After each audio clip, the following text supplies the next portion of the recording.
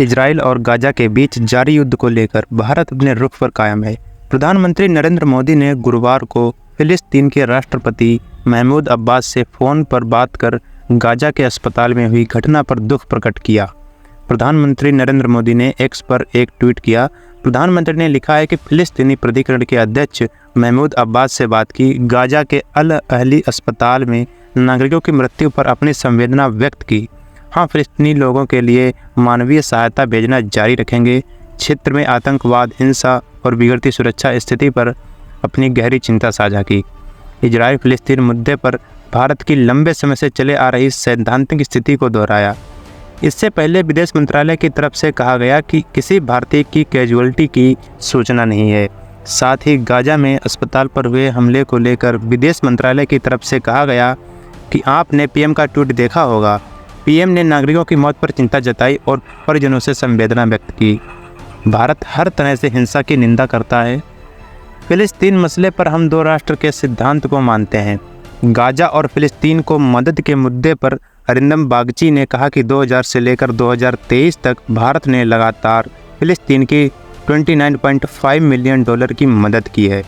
इससे पहले विदेश मंत्रालय में कहा गया कि गाजा में 4 भारतीय हैं और उन्हें निकालना आसान नहीं है। विदेश मंत्रालय के प्रवक्ता अरिंदम बागची ने कहा कि जैसे ही हालात निकालने लायक होंगे उन्हें सुरक्षित भारत लाया जाएगा। सरकार की तरफ से गुरुवार को कहा गया कि ऑपरेशन अजय के तहत 5 फ्लाइट में 1200 लोग वापस आए हैं।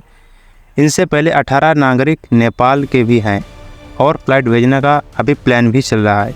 परिस्थिति का जायजा किया जा रहा है। गाजा में तकरीबन 4 लोग थे, लेकिन हमारे पास पुख्ता आंकड़े नहीं है। वेस्ट बैंक में 12-13 लोग थे।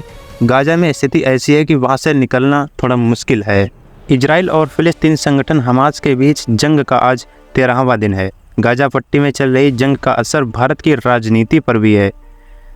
राष्ट्रवादी कांग्रेस पार्टी प्रमुख शरद पवार के फिलिस्तीन को लेकर दिए गए बयान के बाद देवेंद्र फडणवीस और असम के मुख्यमंत्री हेमंत बिस्वा शर्मा ने पवार के खिलाफ मोर्चा खोल दिया है। फडणवीस ने पवार से तुष्टीकरण की राजनीति न करने की अपील की है।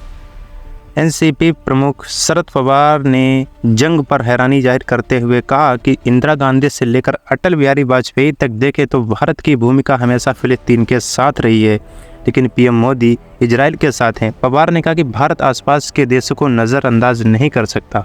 दोस्तों, कमेंट बॉक्स में अपनी राय ज़रूर रखें और हमें यह बताएं कि भारत को किसका साथ देना चाहिए, इजराइल का या फिलिस्तीन का।